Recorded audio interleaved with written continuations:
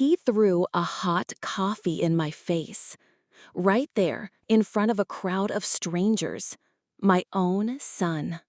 Not an angry stranger, not a criminal. My son. Because I said one word he didn't like. No. No, I won't give you my credit card. No, I won't pay for her hair extensions. No, I won't fund your girlfriend's fourth dream business. And that word, no, made him snap. If you've ever felt like your love was taken for granted, if you've ever wondered what happened to the child you raised, this story is for you. Please hit like, subscribe, and tell me in the comments where you're watching from. I read every single one. And maybe, just maybe, someone out there needs to hear what happened to me before it happens to them. I didn't raise him to be like this. When I was pregnant with Justin, I dreamed of a boy who'd be kind, grateful, someone who'd love deeply and treat women, especially his mother, with respect.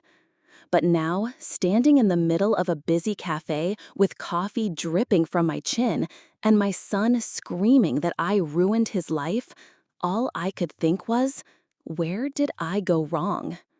It didn't start with violence. It never does. It started small.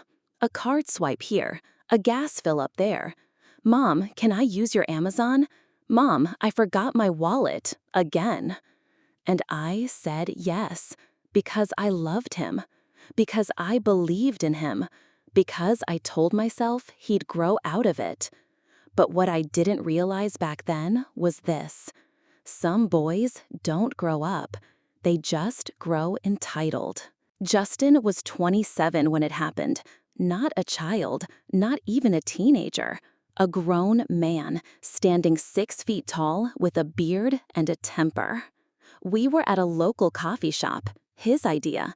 He said he had something to discuss. I should have known.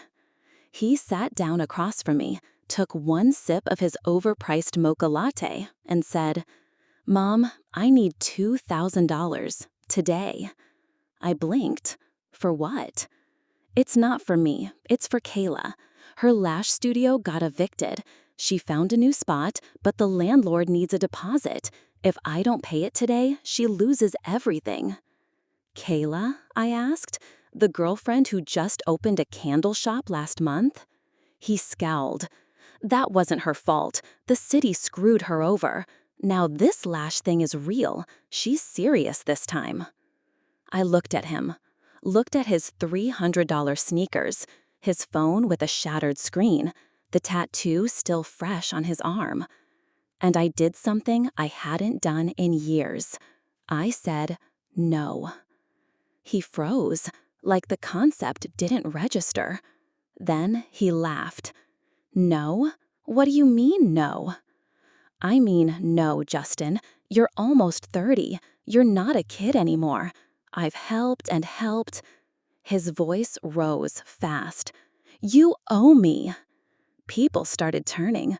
I felt the burn of shame rise in my cheeks. I don't owe you anything, I said, calm, quiet. I raised you.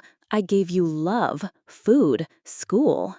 Yeah, he snapped, and now you're sitting on a paid-off house and a retirement fund while I'm trying to build something. His eyes were wild. It's not even your money, Mom. It's mine. You just got here first. And then, before I could speak, he stood, took his cup, and flung it across the table. It hit me, full in the face, hot, sticky, sharp with cinnamon. I gasped. The cafe went silent. And my son? He looked at me with something worse than hate. He looked at me like I was invisible. Then he turned and walked out. People rushed to help. A woman handed me napkins. A man offered to call someone. But all I could think was, how did I get here? How did the boy I rocked to sleep become the man who just assaulted me over a credit card? I wiped my face, stood slowly, and left without a word. But as I walked to my car, hands shaking, I realized something deep in my bones. This wasn't the beginning. This was the end. Justin, I look back, and what I remember about how Justin changed still chills me to this day. I drove home in silence. No radio, no thoughts, just the sound of the tires on the road and the sickly sweet smell of syrupy coffee still clinging to my clothes. When I pulled into the driveway, I didn't move. I sat in the car with my hands on the wheel, staring at the garage door like it might blink first. I had been humiliated in public by my own son, but that wasn't what hurt the most. What hurt was that I wasn't even surprised. I stripped off my blouse in the laundry room and threw it into the sink. The stain was already setting in, a dark brown starburst blooming across the fabric. It looked like something burned. And maybe that's exactly what happened. Something inside me, some part of hope or denial or softness, had been burned away. I made tea, sat at the kitchen table, and looked around. Photos lined the walls. Old school portraits, vacation snapshots, baby pictures. Justin at age 3 with chocolate on his face. Justin in his kindergarten Halloween costume. Justin at 12, holding a trophy I had driven across town at 6 a.m. to get him to. I stared at those images and asked the question I'd been avoiding for years. When did my son stop loving me? Not all at once. It never happens that way. No, it was slow, like water wearing down a rock. I remembered the first time I caught him lying. He must have been 14, said he needed $40 for a school trip. I found the crumpled flyer later. The trip had been canceled a week earlier. When I asked what he did with the money, he smirked and said, "Guess I made it a field trip of my own." I was upset, of course, but I let it go. He was a teenager. Teenagers lie sometimes, right? Then came the borrowing. Gas money, video games, just until payday. Except payday never came. I told myself it was temporary. He was still figuring things out. All young men struggle. But by 20, he'd stopped pretending to pay me back. By 22, he stopped thanking me altogether. And by 25, he acted like I owed him the world. Still, I made excuses. His father wasn't around. He'd been through a rough patch. It was just a phase. Boys mature slower. And besides, I was his mother. If I didn't help him, who would? But helping turned into enabling. Enabling turned into sacrificing. And sacrificing turned into losing myself. I thought about Kayla, his girlfriend. The girl who'd once come to my house, refused to take her shoes off, and called me Linda instead of Mom. Who said she didn't believe in cooking and expected me to pay for takeout when they visited. I remembered the time she posted a photo on Instagram of the gift basket I bought her, with the caption, "This old lady's finally useful for something." Justin laughed at it. When I brought it up, he told me I was too sensitive. I was always too sensitive, too emotional, too much. Until I was too expensive to keep around. I sat there at the table for a long time. Long enough for the tea to go cold. Long enough for the silence to start sounding like the truth. And then I did something I hadn't done in decades. I cried. Not because of the coffee, not because of the words, not even because of the betrayal. I cried because I finally admitted the one thing I didn't want to say out loud. I raised a man who doesn't respect women, and I let him become that man under my roof. It's a strange thing to grieve someone who's still alive. Stranger still to grieve the son who still texts you when his car insurance is due. But that night, in my kitchen, I grieved.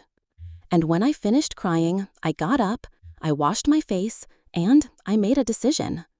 Not to fix him, not to beg, but to take back what was left of me. Dot in New Chapter. He came back the next day, not to apologize, but to demand more. And this time, I didn't let him in. The next morning, I woke to the sound of banging on my front door. 3 loud knocks, then 2 more, then silence. I knew who it was before I even looked. No one else knocks like that, like the world owes them something, like they don't care what time it is or who they're waking up. I stayed in bed for a moment. My body felt heavy, like I'd run a marathon the night before. In a way, I had. Grief is a long-distance event. The knocking came again, more impatient now. Then his voice. "Mom, open the door. I know you're home." I wrapped my robe tighter, slipped on my slippers, took a deep breath, and walked to the door.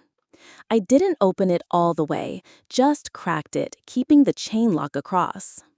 Justin stood there with a coffee in his hand, a new one, like it was some kind of peace offering. He smiled, a smile that didn't touch his eyes. "Hey, you really gonna lock me out over that?" I said nothing. He rolled his eyes. "Come on, Mom, you made it a whole scene. I didn't mean to throw it at you. You moved." I blinked slowly. I moved? Yeah, I was frustrated. You were provoking me. You know how you get. There it was, the script. The one where I'm the problem. The one where his anger is my responsibility. The one where being his mother means absorbing every insult, every tantrum, every threat, and saying thank you. I didn't answer. He held out the coffee like it was some sacred offering. "Let's just sit and talk. Kayla's in the car. She wants to apologize too. She was really upset you made a scene yesterday." That word again. Scene. Funny how abusers always call it a scene when you react to the thing they did to you. Like the coffee hitting my face was a minor detail, but me standing there in shock was the real offense. I looked him in the eyes. "I'm not letting you in." He blinked. "What?" I said, "I'm not letting you in, Justin." His face changed. The mask dropped. Just for a second. Enough to see it. "You're being ridiculous," he snapped. "You're acting like I hit you." "You did," I said. He scoffed. "It was coffee. You're seriously doing this over a stupid cup of coffee?" "I'm doing this," I said, "because you've treated me like a doormat for years, and I finally wiped my feet off and stepped away." His jaw tightened. "You're turning into one of those bitter old women on the internet who post about their kids betraying them. No one's gonna feel sorry for you." I didn't answer. He leaned closer. "You better remember who pays your landscaper, Mom." And that was it, the final crack in the illusion. Because for years, he had paid my landscaper. Once a month, with my money, from the card I gave him access to, just for gas. I shut the door. Didn't slam it, didn't yell. Just closed it. Gently, quietly. He pounded once more. "Seriously, after everything I've done for you?"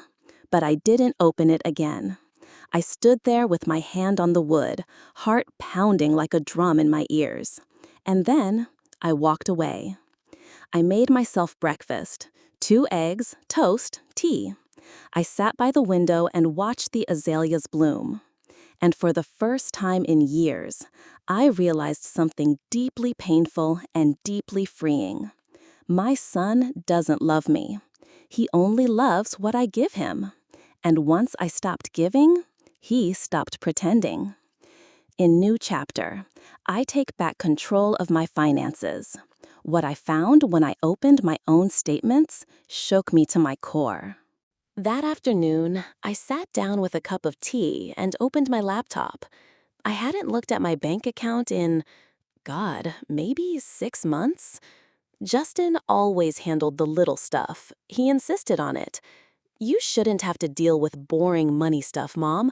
I got it covered." And I let him. Because it was easier. Because I trusted him. Because he was my son. But now, for the first time in years, I opened the online statements myself. And I nearly dropped my tea. $147.83? Flaming ink tattoo parlor. $299, Sneaker Universe, $113.20, Kayla's Couture Beauty, $1,028.42, Airbnb, in Miami, $3,600, wire transfer, unmarked. It kept going, page after page, month after month. Hair salons, hookah lounges, high-end makeup stores, and food. God, so much food. Fast food, fancy food, late-night delivery. One receipt showed a $94 order from DoorDash for 2 people. I scrolled and scrolled until my stomach started to turn. He didn't just take advantage of me.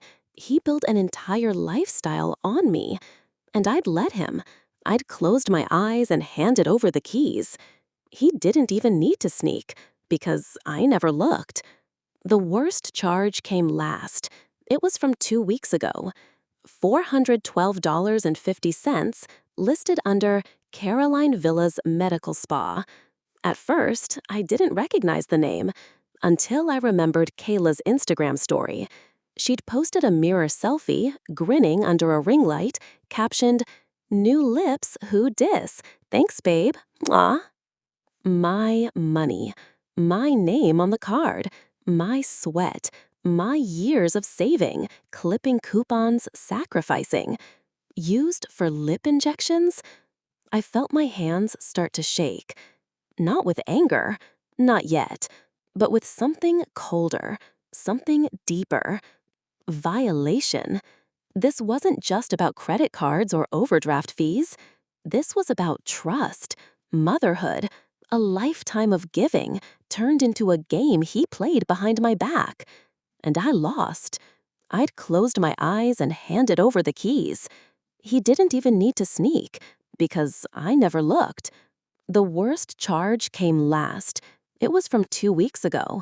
$412.50, listed under Caroline Villas Medical Spa. At first, I didn't recognize the name, until I remembered Kayla's Instagram story. She'd posted a mirror selfie, grinning under a ring light, captioned, "New lips, who dis? Thanks, babe. Mwah." My money, my name on the card, my sweat, my years of saving, clipping coupons, sacrificing. Used for lip injections? I felt my hands start to shake.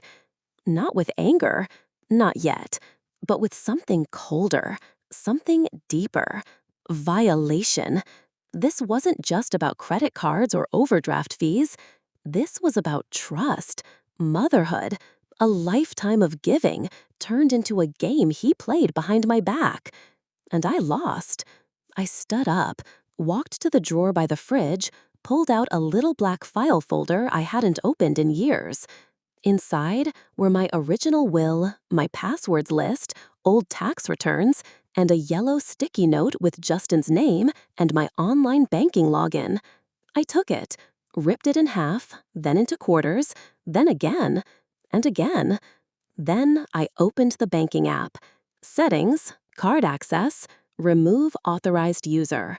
Click. Justin removed. I opened another tab. Credit freeze, fraud alert, password change. I didn't even cry this time. I felt nothing. Just focus, clarity, silence. The kind of silence that comes after a storm. The kind that says, "You've been used long enough. Now it's time to take back your name." That night, I went to bed early. No Netflix, no distractions. Just my old flannel robe, a glass of water, and a notebook. I opened it to a clean page.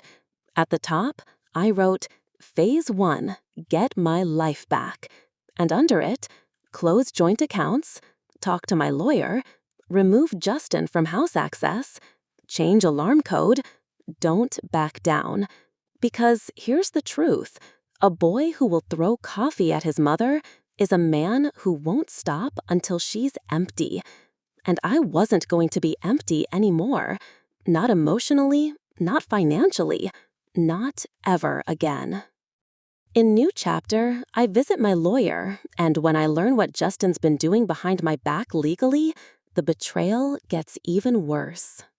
I hadn't seen Howard in years. He was the kind of lawyer every woman over 60 should have: steady hands, kind eyes, and a desk that smelt faintly of lemon oil and caution.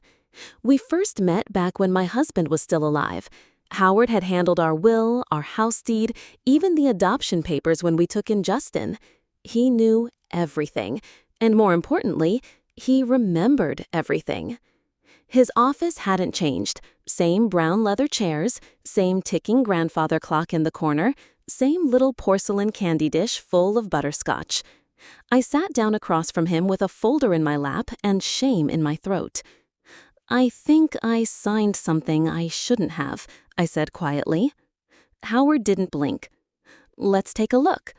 I handed him the folder. Some of it was old paperwork. Some were printed emails Justin had forwarded to me to review and sign. I'd clicked through half of them on my iPad without really reading, because Justin said it was just for bank stuff, because he was helping with the bills, because I thought I was being cared for. Howard scanned page after page. His lips thinned, his brow furrowed. He didn't speak. That was worse than if he had. Finally, he set one document aside and looked me square in the eye. "Linda, do you remember signing this?" He slid the paper across. It was titled, "Limited Durable Power of Attorney," dated 14 months ago. My signature was at the bottom, so was Justin's. I think I do," I whispered. "He said it was for medical forms, just in case something happened." Howard tapped the paragraph in the middle. "This clause right here gave him the authority to make decisions about your property, including selling it." My chest went cold. He turned to his computer, typed something, clicked, then clicked again. He turned the screen toward me. "This is a filing request entered 2 weeks ago by a third-party realtor acting on Justin's behalf." I read the line out loud. "Authorization to initiate preliminary inquiry into sale of property located at..." And there it was, my address, my home. I didn't say anything for a long time. I just stared at the screen, at the neat lines of text that meant everything I'd worked for, everything I'd protected, had almost been ripped out from under me by my own son. "He was trying to sell it," I finally said. Howard nodded grimly. "He was initiating the process without telling you, likely assuming you'd never check." I felt numb, but also strangely clear. It wasn't about the house. It was about what the house meant. I raised Justin in that house, painted his nursery yellow, stitched his Halloween costumes at the dining room table, sat up all night baking cakes for school parties, let him come back again and again, even when he was grown and careless. And now, he tried to sell it out from under me. Howard spoke gently. "We can revoke this, and I strongly suggest we do, today. We'll file a formal revocation and notify all parties. You still have time. But Linda," he leaned forward, "you need to understand, this wasn't a mistake. This was a calculated move. He knew exactly what he was doing." That part stung more than anything else, because deep down, I had known it too. I just didn't want to believe it. I nodded. "Do whatever you need to do. Just make sure he never has that power again." Howard gave me a long look. "You're doing the right thing, even if it hurts." I left his office with a fresh folder in hand and a 1,000-pound truth in my heart. My son didn't just disrespect me. He didn't just yell or steal or manipulate. He was preparing to erase me, neatly, legally, efficiently. And I was done letting him. He shows up at my house again. This time he's not yelling, he's begging, but I'm not the same mother he remembers. 3 days after my visit to Howard's office, I heard his car again. Same tires, same broken muffler rattle, same slow pull into my driveway like he still had a right to it. This time, I didn't go to the door. I watched from the window. Justin stepped out slowly. No swagger, no sunglasses, no Kayla. Just him in an old hoodie holding something. A small brown bag and a bouquet.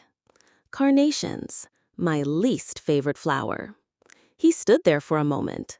Then he knocked, gently for once. "Mom?" Silence. "I brought you something." I said nothing. He waited. Then spoke again, softer this time. "I know I messed up." I stayed behind the curtain, heart steady, hands calm. I was beyond being moved by speeches. I'd heard so many. "I didn't mean it. I was stressed. It won't happen again." He'd been saying those things since he was 17. The words changed slightly, the tone matured, but the pattern never did. He sat down on my porch swing, just like he used to when he was little, back when he'd run out crying because some boy on the playground called him a name, back when he'd crawl into my lap and fall asleep under my chin. And for a moment, just one moment, I felt a tug in my chest, a flicker of the mother in me. But then I remembered. That little boy wasn't sitting on my porch.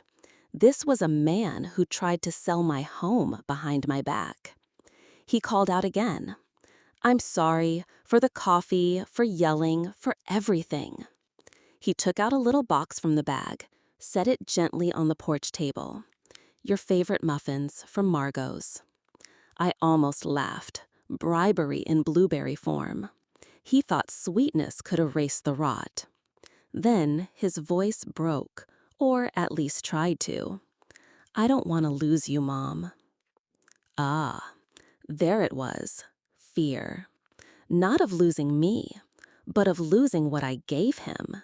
The soft landing, the money, the house, the backup plan. I walked to the door and opened it, just a crack. Not enough to invite him in, but enough to be seen. His face lit up. "Mom!" I raised a hand. "I heard you." His mouth closed. I stepped out just far enough that he could see I wasn't trembling. I wasn't swayed. I wasn't moved. I was done. "Thank you for the muffins," I said. "You can leave them." "Can we talk?" "No," I said simply. "Not today." He tried again. "I'm really trying to fix things." "No," I said again. "You're trying to fix access, not the relationship." He flinched. "That's not fair." "Isn't it?" I tilted my head. "If this were reversed, if I were the one who'd stolen from you, lied to you, disrespected you, would you forgive me because I brought muffins?" He didn't answer, because we both knew the truth. He stood there a moment longer, then set the flowers down. "I'll come back later." "Don't," I said, softly. Not cold, not cruel, just finished. He looked at me like he didn't recognize who I was. Good, because for the first time in years, I didn't recognize who I'd been either. I waited until his car pulled away. Then I picked up the muffins, set them on the kitchen counter, and threw the flowers in the trash.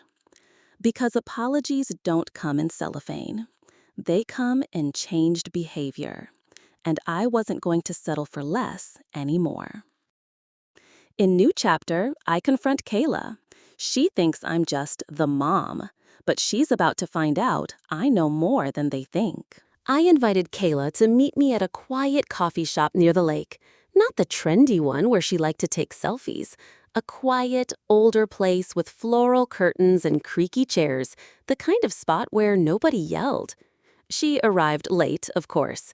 Tight leggings, heavy lashes, phone in one hand, iced drink in the other, paid for, no doubt, with someone else's money. She gave me a dry smile. "Wow, a coffee date with the Queen Mother. What's the occasion?" I didn't react. I just gestured to the seat across from me. "Sit." She looked amused, but she said, "So what is this? You trying to patch things up with your little boy?" She took a long sip from her straw, eyes locked on mine, like she was daring me to flinch. I didn't. "No," I said. "I'm here because I thought you deserved a chance to explain yourself before things get official." That made her pause. Official? I reached into my bag, laid out 3 sheets of paper, a credit card statement, a screenshot from her Instagram, and a notarized bank transfer summary. She stared at them for a moment, then gave a little laugh. "Is this a gotcha moment? Lady, you gave him that card. He told me. You know." "I knew he had it," I said. "I didn't know he was using it to pay for your lips, Kayla." She flushed, just for a second, then rolled her eyes. "It's not my fault if your son wanted to treat me right." "He didn't treat me right," she scoffed. "You're his mother. That's your job, to give." "Not anymore." She leaned back in the chair, crossed her legs. "Look, if this is some weird power play, I'm not interested. You're not gonna scare me with paper. He's a grown man. He can do what he wants." "Including selling my house behind my back?" That stopped her. Her mouth opened slightly, just for a second, before she smoothed her face again. "That's between you and him." I smiled. "Actually, that's between me, him, and my lawyer, and soon the police, unless you'd like to talk." Her voice dropped. "Are you threatening me?" "No, I'm offering you a choice." She sat still, no longer sipping, no longer smug. I leaned in slightly. "I know about the account in both your names, the one he opened using my address. I know about the third-party money transfers, the gifts labeled as loans, the appointment you booked under my insurance name." Now she looked pale. "We were just trying to build something, okay? He said he'd pay you back." "You two weren't building anything. You were looting." She stood suddenly. "You think you're so smart because you've got a file folder and some crusty lawyer, but you're old, Linda. You're lonely. He told me. You sit in that house talking to plants. You should be grateful someone still calls you mom." That was the moment. Right there. The mask dropped. No more fakeness. No more smiles. Just raw, ugly entitlement. And I saw her clearly for the first time. Not as my son's girlfriend, not as a bad influence, but as a co-conspirator. I stood up too, slowly. "You're right," I said quietly. "I was lonely. Still are." I smiled. "No, not anymore. Because now I finally know who everyone really is. And I'd rather be alone than used." I left her standing there, pink nails clutching her iced latte like a lifeline. And as I walked out, I felt something I hadn't felt in a long time. Power. Not the angry kind, the quiet, earned kind. The kind you get when you stop playing nice and start protecting yourself. Chapter new. I go to the bank. What I find there makes my blood run cold. My son wasn't just borrowing. He was planning something far worse. The bank was colder than I remembered. Not in temperature, in tone.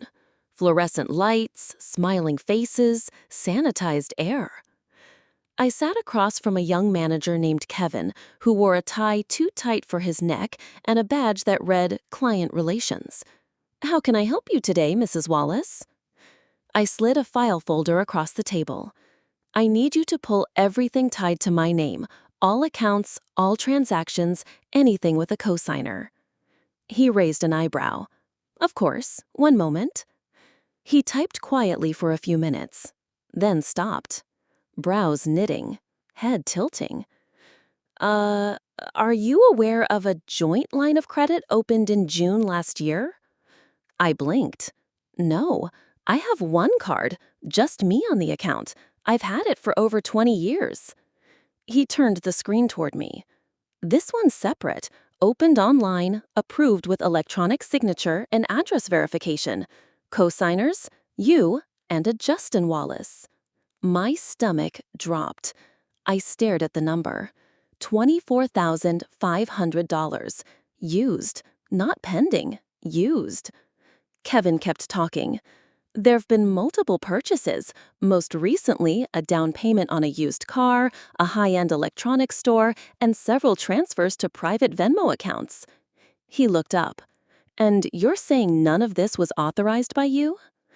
I shook my head slowly. I never signed anything. I never agreed to this. I didn't even know this account existed. He stood. Mrs. Wallace, would you be willing to file a formal fraud complaint? I can print the documents now. I hesitated, not because I didn't want to, but because I knew what it meant. To put your own child's name on a fraud form. To say, under penalty of perjury, my son did this to me. Kevin returned with the papers. It's not uncommon, he said gently. We see this a lot. Family fraud. It's painful, but it's real. I took the pen. My hand didn't shake. I signed. Page after page, line after line. Not because I stopped loving my son, but because he stopped loving me the moment he chose to steal. As Kevin gathered the papers, he paused. There's one more thing. He flipped a sheet toward me. A printed email chain between the bank and a real estate agent. This agent requested income verification for a mortgage pre-approval, he explained. Just enlisted you as a financial guarantor, a silent co-signer. The loan was pending. He was trying to buy a house with my name as the backup, without asking, without telling, just using me, like a resource, like a credit line. Kevin's voice faded out. I barely heard the rest. My eyes were on that document, because it wasn't about money anymore. It was about erasure. He wanted to build a life where I funded it, but didn't exist in it. I stood slowly, gathered my purse. Cancel everything he has access to, I said. Freeze all joint lines, revoke all cards, mark the account with fraud, and lock it down. Kevin nodded. I'll take care of it personally. I walked out into the sunlight, blinking. I had just declared financial war on my own child. But strangely, I didn't feel broken. I felt free. Because now the lies were done, and I was finally out of denial. In new chapter, I meet someone who gives me strength, a woman I barely knew until she told me what Justin did to her. It started with toothpaste. I was standing in the pharmacy aisle, comparing prices, trying to decide whether the sensitive formula was really worth the extra $3. Linda? I turned.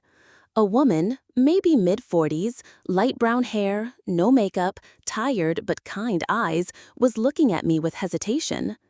You might not remember me, she said. I'm Mariana. I used to work with your son. Her voice was warm. I smiled politely. Of course, I said, even though I didn't remember. How are you? She laughed lightly. Laid off, then rehired somewhere better, thank God, and, well, divorced. There was a pause. Then she added, a little too quickly, nothing dramatic. That's when I looked again and saw the pain behind her eyes. We ended up sitting on a bench outside the pharmacy. Two women, a generation apart, plastic bags at our feet, sunlight warming our shoulders, and a truth neither of us had expected to share. Justin was always charming, she said. I nodded. That much was true.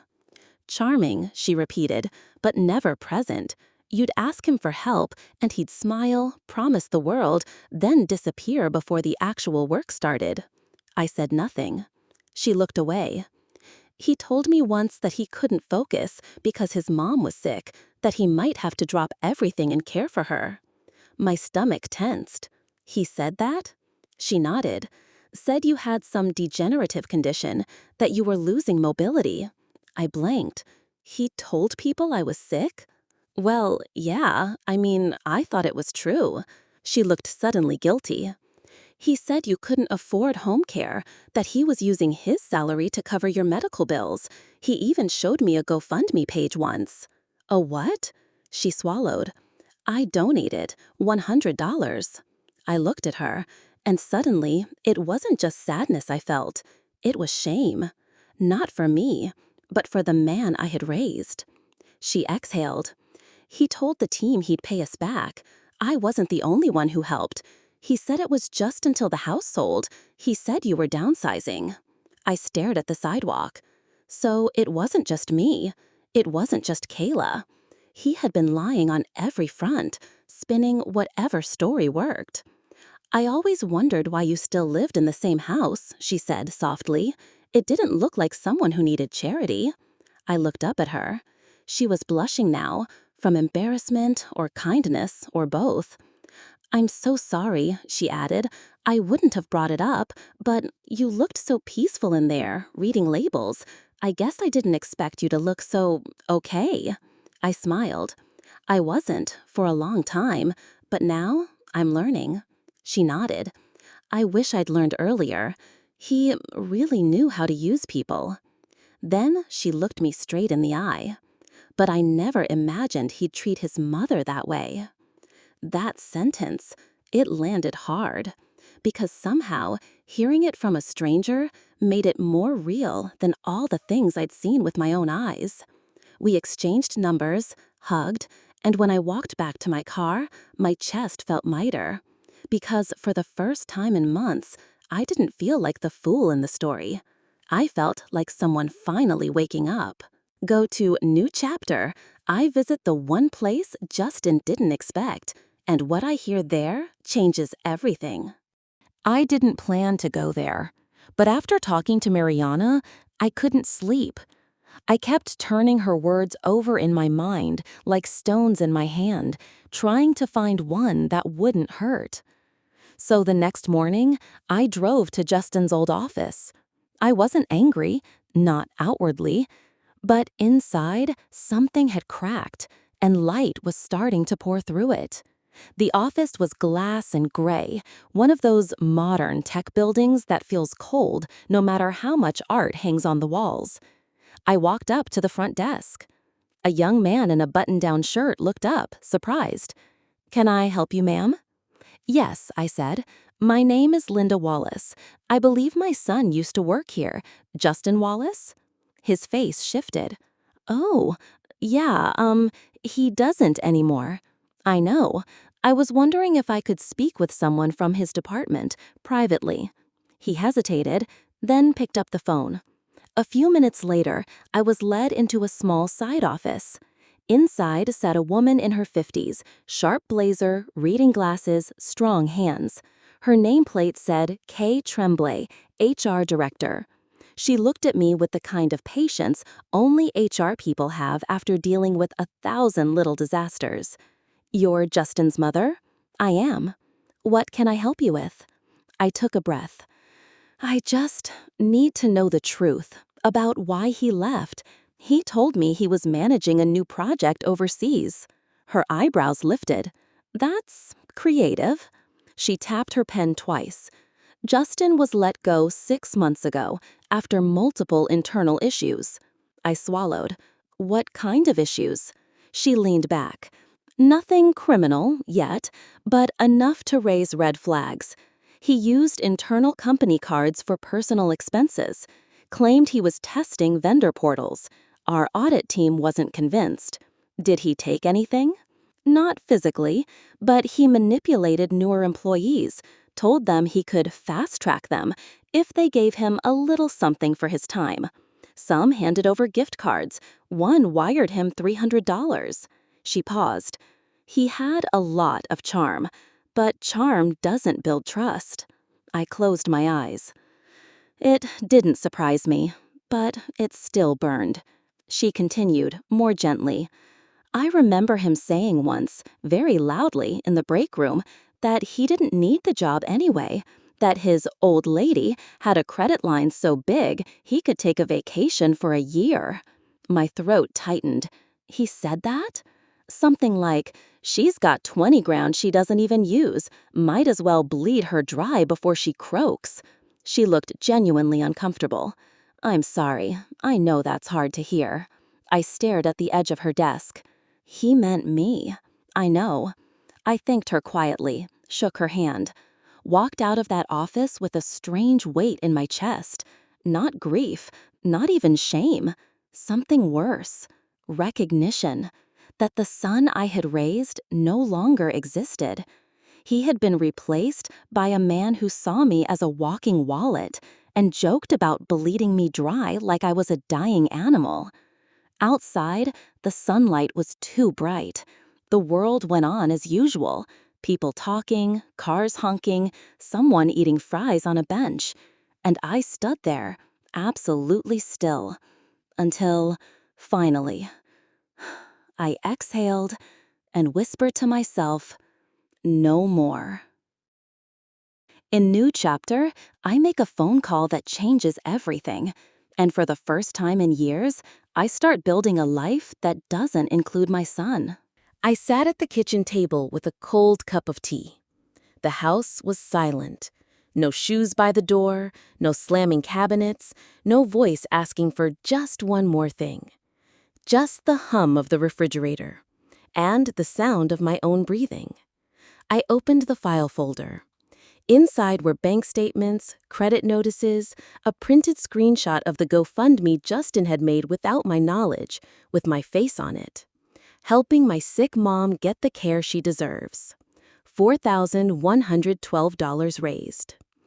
I didn't know what was worse, the lies or the sympathy people gave for them. I picked up the phone and dialed the number Mariana had quietly passed me on a crumpled Post-it. Grace Tomlinson, attorney at law, fraud, family finance, quiet, trustworthy. She answered on the second ring. Grace speaking. I introduced myself, told her everything. Not the emotional mess, just the facts, cold, measured, documented. She listened, and then said, calmly, "You have a solid case, Linda. Paper trail is clear. It's not just fraud, it's identity abuse. He took financial liberties without consent. That's prosecutable." I didn't blink. What does that mean? It means we can notify credit bureaus, freeze damage, and file for recovery. It means your son will have consequences. I took a long breath. Do I have to press charges? You don't have to, but if you want your life back, your credit, your peace, then yes, at least start the process. She paused. You're allowed to protect yourself, Linda, even from your child. That was the sentence that did it. Not the law, not the bank, not the lies, but the permission. I was allowed to protect myself, even from my own blood. We set a meeting. She would prepare the documents. I hung up. Then I stood, walked slowly to the hallway closet, and began. I pulled down the old box of birthday cards he never read, the sneakers he left just in case, the coat he said made him look too old. Gone. Into a black trash bag. Then the shoebox, filled with letters he wrote as a kid, the macaroni art from 3rd grade. I paused there, hands shaking. Then, quietly, I opened the fireplace and fed the box to the flames. Not in anger, in release. The smoke curled upward like a goodbye I didn't have the strength to say aloud. And for the first time since all this began, I felt light. Not happy, not healed, but light. As if a part of me had been buried under guilt and obligation, and now she could finally breathe again. That afternoon, I opened my laptop, typed 5 simple words into Google. Volunteer opportunities near me. And there it was, a listing for my local library's literacy program. They needed reading mentors for adult learners. I clicked apply. No one needed to know I was grieving. No one needed to know I was starting over at 60. They'd only need to know one thing. I showed up. New chapter. My phone rings, but it's not Justin. It's someone who saw what he did, and they're ready to talk. It had been a week of silence. No knocks at the door, no blocked calls, no guilt-laced texts beginning with, "Mom, you don't understand."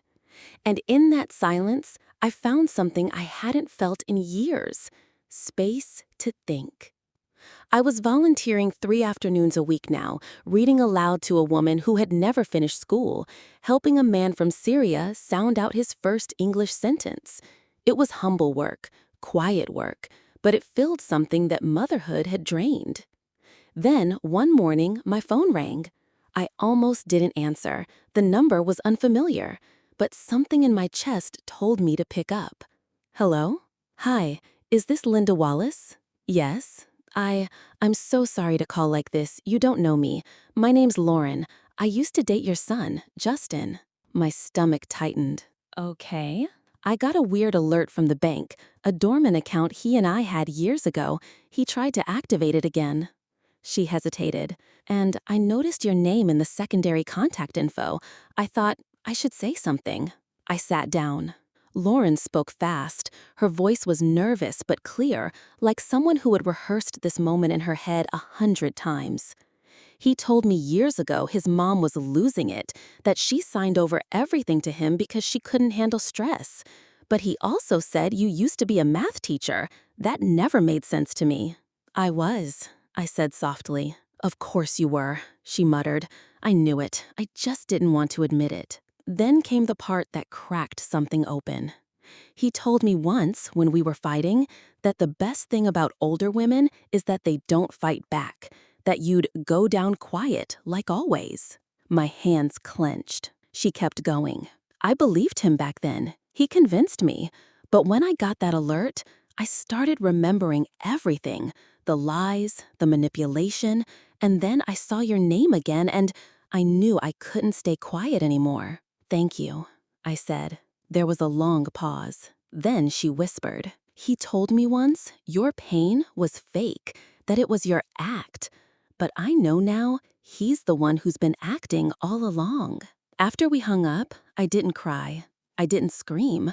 I just opened my filing cabinet, pulled out the folder Grace had given me, supporting evidence, and I drove to the local police station. Filing a report is oddly quiet. No drama, no handcuffs, just a woman in her 60s handing over documents, telling her story, and a young officer taking it all down with solemn eyes. You understand this may lead to a fraud investigation against your son? He asked. I do. And you're prepared to cooperate? I'm not protecting him anymore. Understood, ma'am. Click. The sound of the recorder stopping. I stepped outside. The sun was low. The air had that clean, dry crispness of early spring, and for the first time in years, I felt safe. Not because Justin was gone, but because I had finally stepped forward alone and realized I wasn't helpless. I was a woman with a name, a voice, a future, and he couldn't take that from me.